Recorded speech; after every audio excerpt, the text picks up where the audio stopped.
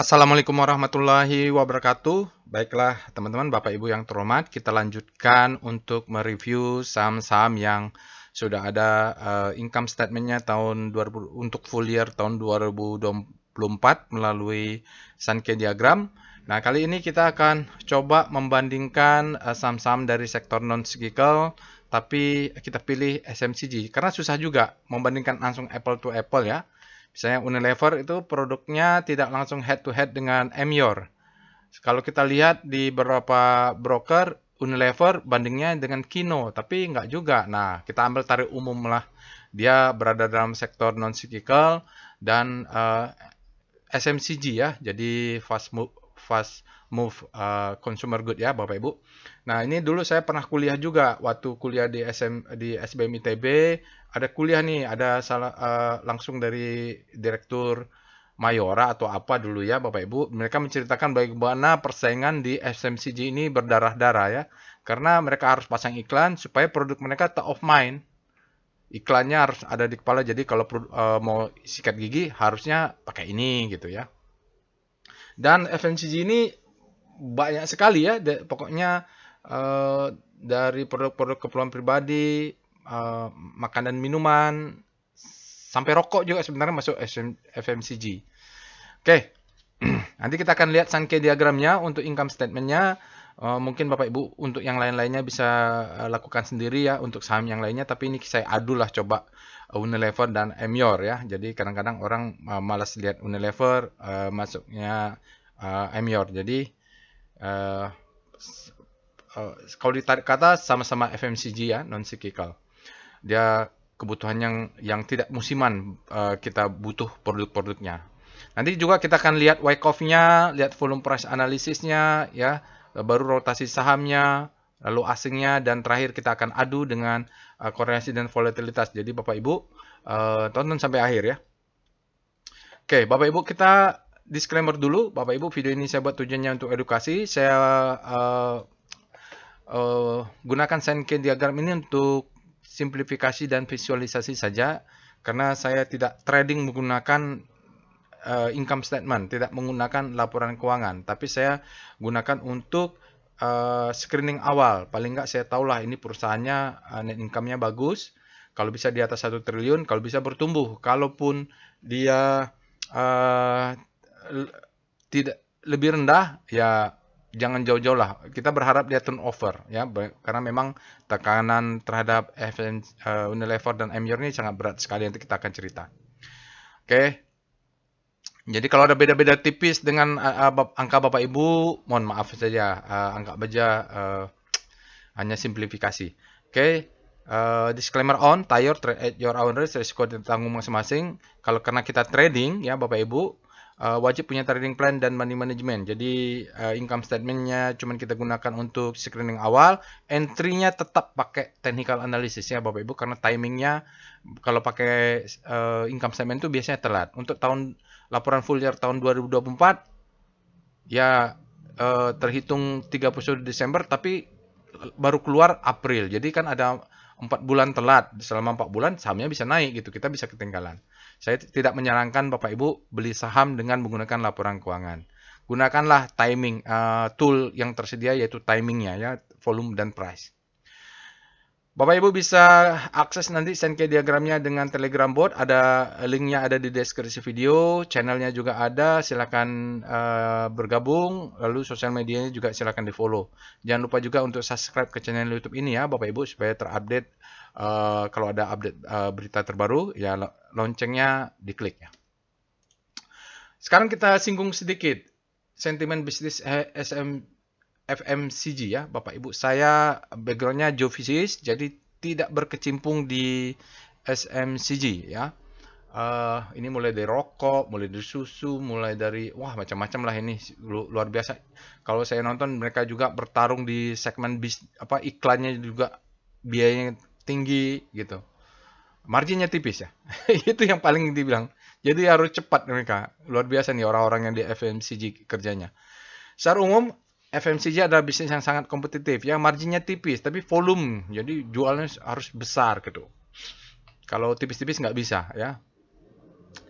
Yang saya ingat itu mereka bagaimana supaya produk mereka adalah uh, top of mind ya. Jadi iklan-iklannya luar biasa.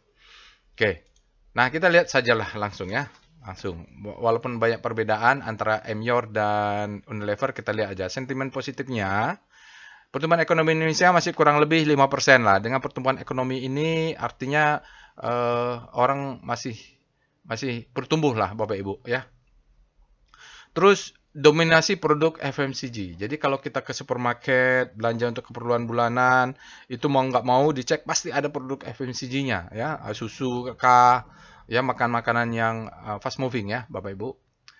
Sosis kah, apapun ya. Jadi di supermarket itu biasanya untuk kebutuhan mendasar lah ini, non cyclical. Dia selalu dibutuhkan. Nah, jadi karena dia juga namanya juga fast moving ya, kompetitif. Jadi memang harus banyak inovasi.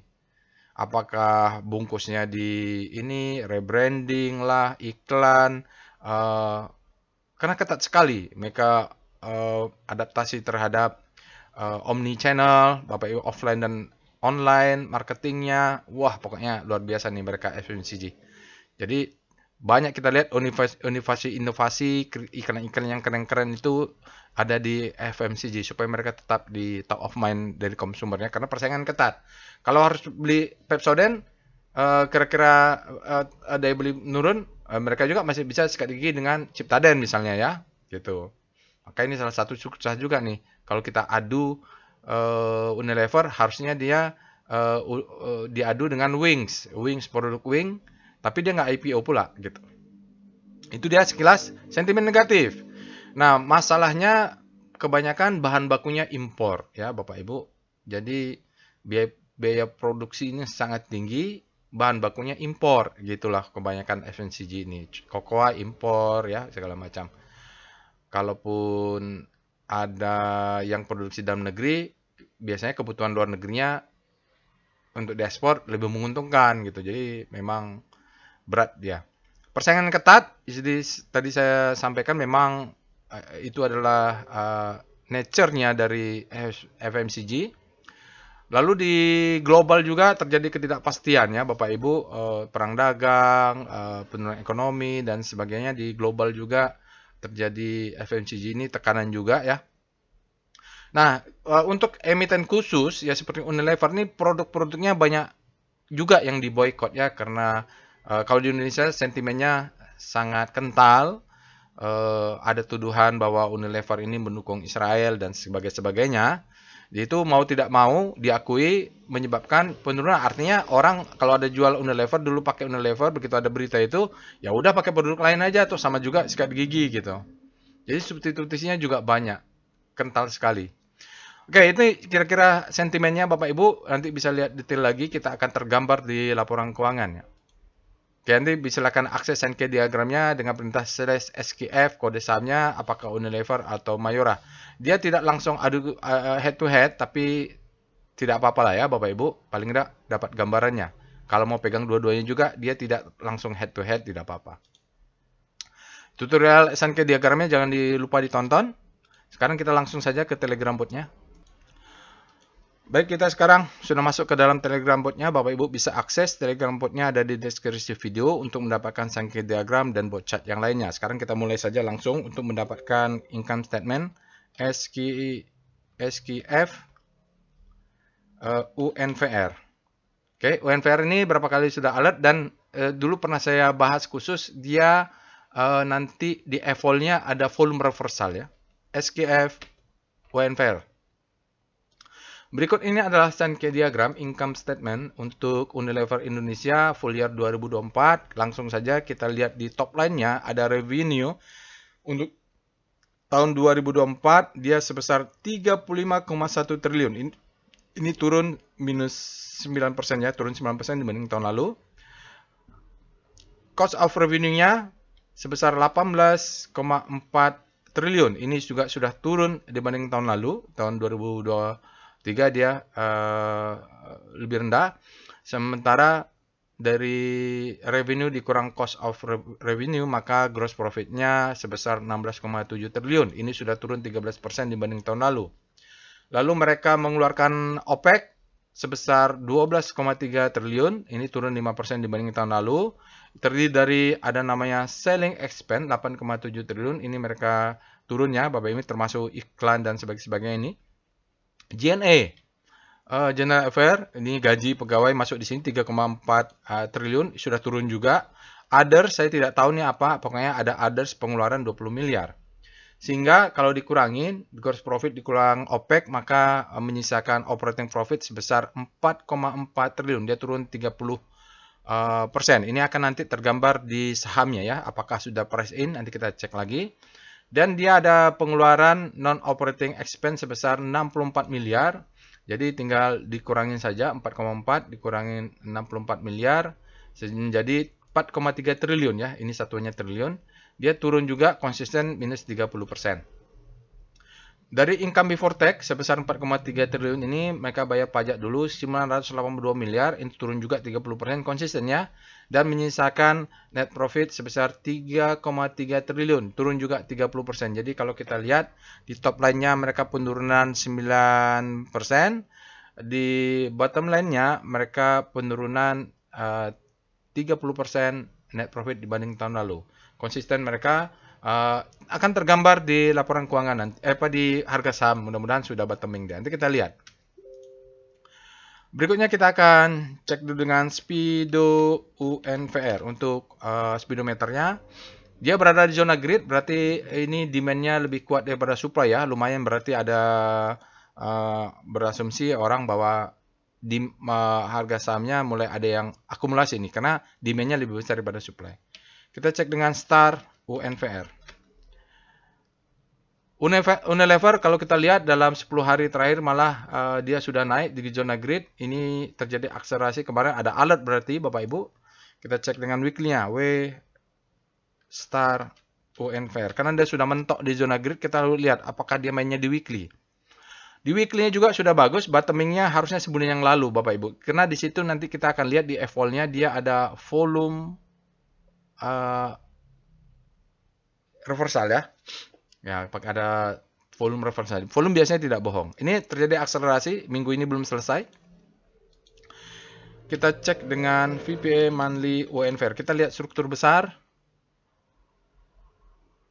Struktur besarnya ya. Jadi kalau Bapak Ibu belajar Wyckoff, biasanya kita sudah tahu ya Bapak Ibu bahwa memang saham ini dulu digadang-gadang bahwa belilah saham yang produknya kita gunakan tiap hari, ada di mana-mana setiap hari. Nah, dia lupa bahwa saham itu ada siklusnya ya.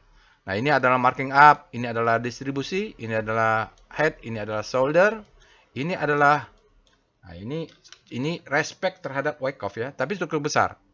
Ini adalah the best time for selling. Tidak ada waktu yang lebih baik berjualan dibanding ini ya, jadi harus jual Bapak Ibu. Yang nggak jual pada saat ini dia akan nyangkut ya, maka dia setelah itu memberikan second chance, kesempatan kedua to sell. Ya sudahlah, jadi segini kalau ini akan banyak nyangkut di 8.000. Kalau bisa nanti target kita jangan sampai 8.000 karena di 8.000 ini banyak yang nyangkut.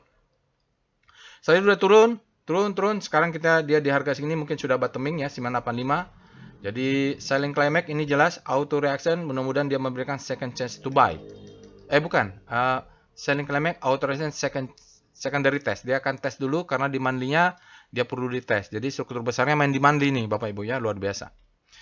Di monthly ada perubahan volume, luar biasa. Itu yang jadi acuan. Kita lihat dengan VBP dulu karena strukturnya main di monthly. Kita cek VBP monthly UNVR. Di manakah kita harus keluar? Jangan sampai yang nyangkut keluar ya. Jadi yang nyangkut biarkan nyangkut di sana, kita beli sekarang nanti jual sebelum mereka keluar. Ini ada demand zone, supply zone Bapak Ibu 4.000-an. Jadi kalau Bapak Ibu beli di harga 1.500, 1.600 sampai di bawah 1.000 ini, jualnya di 4.000. Karena kalau ke atas yang nyangkut di 4.000 sampai 5.000 akan exit. Sebelum mereka exit kita keluar dulu. 50% paling enggak ya Bapak Ibu. Jadi sesuai dengan paham kapitalisme, tidak ada keadilan sosial untuk pasar saham. kita pikirkan nasib kita sendiri-sendirilah kalau di kapitalis itu. Kenapa disebut kapitalis? Ya karena capital market ya. Oke, dalam sebulan dia sudah naik 32% ini. Oke. Pakai itu segala. Kita lihat dengan VPA Weekly UNVR. Nanti akan kita lihat ada volume reversal. Apakah di weekly-nya sudah saya beli? Ini selling climax ya. Auto resistance secondary test sudah. Low, high, low, high. Dia kalaupun turun kita cari dimension ke sini untuk buy ya. Volumenya ada peningkatan sedikit. Nah, nanti kita cek.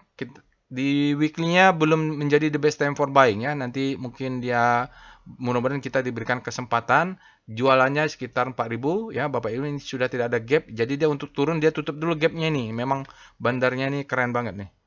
Jadi kita cek nanti Bapak Ibu cek dimensionnya. Kita lihat dengan VPA, langsung ke daily aja supaya tidak berlama-lama. Nanti Bapak Ibu kalau main di weekly jualannya cek dimensionnya ya. Kalau di daily dia sudah the best time for buying. Tapi kita doakan turun. Target jual di mana? Oh, target jual untuk daily di sini nih ya Bapak Ibu. Ini dulu ya, jual 50% di sekitar sini. Karena banyak juga yang nyangkut. Kita pikirkan dulu di mana belinya. Bapak Ibu di sini ada 1.400. Mudah-mudahan dia turun tutup gap. Jadi mulai di gap ini kita buy ini Bapak Ibu. Nah, dia akan turun, di sini kita buy, di sini buy. Jadi sekitar buy-nya tuh ini. Sampai bawah inilah ya, stop loss untuk agresif di bawah. Kita lihat VBP UNVR. Main daily dulu lah, pikirkan weekly nanti. Target untuk di daily ini ada gap. Mungkin 2.200 sampai 2.300 kita jual lah Bapak. Ini karena ini supply zone. Jelas sekali, ini supply, ya. Ini power box-nya ada di sini, volume reversal. Ini ada gap, jadi Bapak Ibu buy on weakness di sini. Zona ini tinggi nih, jadi sampai dimension yang di sini buy on weakness. Kalau mau tunggu ke bawah, berarti stop loss di sini. Mudah-mudahan dia turun minimum sampai 1.300 inilah. Berapa nih 1.350-an. Ini buy terus ke bawah, lalu kita ada dimension di bawah ini ya, karena dia mainnya di monthly, mungkin dia kalau turun ke bawah makin bagus. Jadi doakan Unilever turun Bapak Ibu ya, karena ada power box di sini. Jadi saya sudah masuk cicil sedikit di situ. Dari mana taunya? Evol UNVR itu volume reversal, kalau main di monthly besar sekali. Belinya di sini nih. Ini disebut dengan volume reversal. Dia tidak bohong ya. Itulah enaknya kalau kita belajar volume price analysis. Kita punya acuan volumenya Bapak Ibu. Jadi karena ini ada gap, doakan dia turun nutup gap dulu supaya nggak ada utang ya Bapak Ibu. Ini gap sudah ditutup. Mudah-mudahan gap ini tutup ya. Minimum sampai gap lah. Ya. Bantu doanya untuk Unilever turun Bapak Ibu. Sekarang kita lihat foreign flow untuk Unilever. Berikut ini adalah chart foreign flow untuk Unilever. Jadi Unilever ini sepertinya didump oleh asing, lalu masuk mulai uptrend ya. Ini mulai golden cross, mulai naik ke atas. Ini sedikit dead cross, mungkin akan turun nutup gap. Itu dia Bapak Ibu untuk foreign flow. Kita lihat foreign flow di Unilever ini sudah mulai masuk. Lihat dari hari ini, dari hari terakhir, 5 hari sampai 20 hari asingnya naik terus dengan akumulasi. Ini dari indikasi awal lah sampai 20 hari. Memang ada sisa 60 hari sampai 100 hari dia net sell. Cuman kita udah melihat, oh mulai akumulasi ini dalam 20 hari. Oke ya.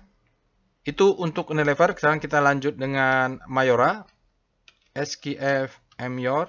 Bagi yang pegang Mayora.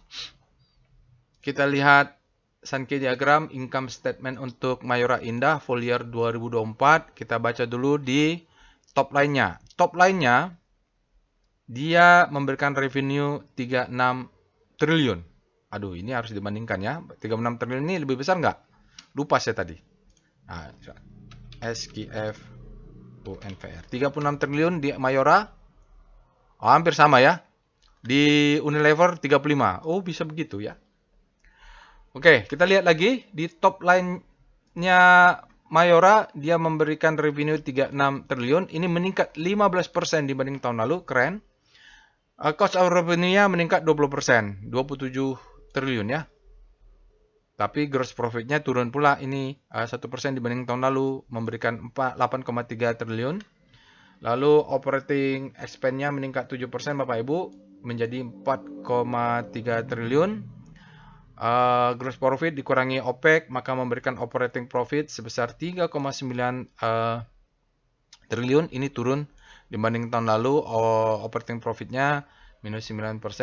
Dan mereka harus mengeluarkan non-operating expense, mungkin bunga, pinjaman, dan lain-lainnya yang bukan merupakan operasi, 34 miliar ya. Oh, ini expense-nya turun, lebih efisien ya, turun 83% dibanding tahun lalu. Hingga income before tax-nya tersisa 3,8 triliun. Ini dibanding tahun lalu dia turun 5%. Lalu bayar pajak dulu, 813 miliar. Ini sudah turun taxnya 4% dibanding tahun lalu dan memberikan net profit sebesar 3 triliun minus 5%. Jadi tetap bagus Bapak Ibu, dia Mayora bisa memberikan net profit sebesar 3 triliun walaupun turun ya, 5% dibanding tahun lalu. Oke. Jadi kalau kita lihat dengan adu dengan Unilever, ya Unilever juga 3,3, beda tipis aja ya, baik top dari value-nya ya. Oke, kita lihat dengan Speedo untuk Mayora, Speedo Emior. Emior sekarang berada di zona grid, artinya demand-nya lebih besar daripada supply. Kita cek dengan Star Emior. Star Emior, dia juga sama seperti Unilever, sudah bergerak di zona grid penguatannya Bapak Ibu. Silahkan cek weekly-nya nanti, kita langsung aja VPA monthly Emior. Bagaimanakah struktur besarnya? Ini struktur besarnya Bapak Ibu. Emior sejak tahun 2018 tidak kemana-mana, mainnya struktur kecil ya.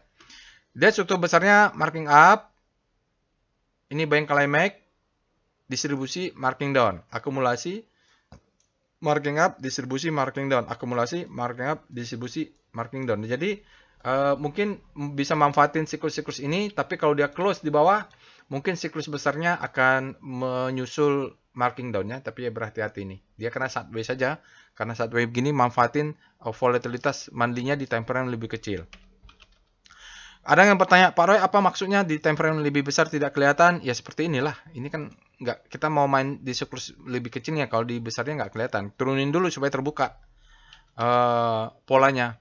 VPA weekly Emior, kita turun dulu ke weekly, maka nanti akan terbuka ya. Nah, ini terbuka nih Bapak Ibu, lebih banyak candlenya. Oke, ini adalah mungkin akumulasi, marking up, distribusi, ini ada uptrust, marking down. Mungkin kalau kita tarik garis ini adalah the best time for selling, mungkin dia memberikan second chance to sell. Mungkin ya, tergantung 1800 ini jebol ke bawah atau enggak. Ya, kalau ke atas ini ada banyak supply di atasnya ya, ini supply and demand berada di situ. Kita cek dengan VBP, weekly Emior. Memang banyak lah di atas itu. Nah, ini di atas ini banyak supply. Mengapa saya berani mengatakan mungkin naik ke atas supply-nya akan keluar memberikan second chance to sell. Ini ada uptrust-nya nih. Jadi membaca market, karena saya sudah ya belasan tahun menggunakan wake off ini, langsung kebaca sebenarnya. Ini ada demand zone, ini yang mengangkat ini. Ya, ini demand zone, dia cucuk, angkat ke atas, tapi di atas ada supply, kalau supply masuk dia akan ke bawah lagi. Itu weekly-nya, kita lihat daily, VPA Emior, mungkin kita hanya bisa manfaatin siklus-siklus kecilnya. Kita lihat dulu. Oke, ini dia, ini redistribusi, ini marking down, ya, selling climax, ada gap, dia tutup dulu. Oh, ini ada gap Bapak Ibu. Jadi kalau main time frame atas di sini ada supply-nya masuk, dia akan turun karena di sini masih ada gap. Jadi mungkin aksi kalau dia naik ke atas benar-benar adalah second chance to sell ini. Kita lihat dengan VBP Emior. Oh ya, ini kalau nanti Emior ini naik ke atas, orang yang nyangkut di sini akan exit. Kemungkinan besar akan ke atas Bapak Ibu ya. Karena ini ada gap yang belum tutup nih. Sisanya gapnya sudah ditutup. Lalu di bawahnya ada gap lagi. Jadi akan tutup gap atas, mungkin akan tutup gap bawah. Kalau dia tutup gap bawah dulu, maka dia akan tutup gap atas. Ini faktanya ada gap ya. Oke, kita lanjut dengan foreign flow, PIF Emior.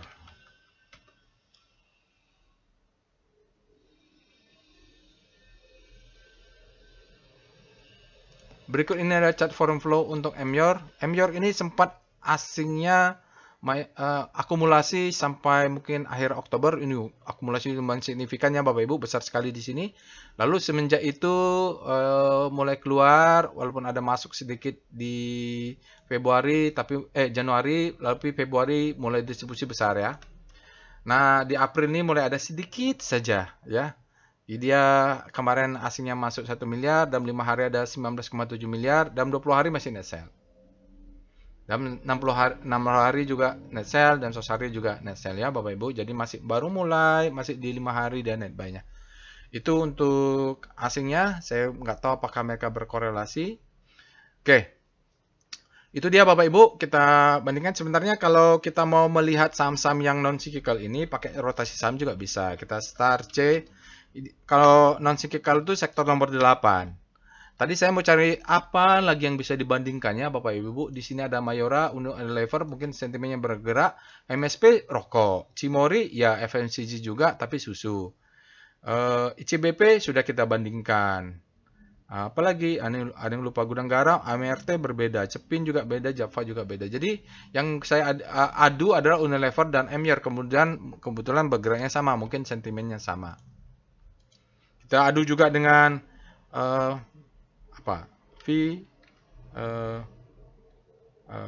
portfolio volatility map. Oh, nggak berdasarkan abjad ya, Unilever, Emyer. Tadi biasanya saya berdasarkan abjad, nggak apa-apa lah ya. Kita lihat portofolio Unilever versus Emior. Kalau kita lihat Unilever ini jatuh dalam Bapak Ibu, mungkin dia bottoming ini. Dalam 1 tahun turunnya sangat dalam. Emior karena tadi dia bolak-balik begitu, hingga dalam 12 bulan dia sudah profitnya outperform. Emior ini volatilitasnya lebih rendah dalam 12 bulan dibandingkan Unilever ya. Jadi standar deviasinya Unilever lebih lebar dibandingkan Emior untuk ini. Statistik Bapak Ibu, ini dasarnya.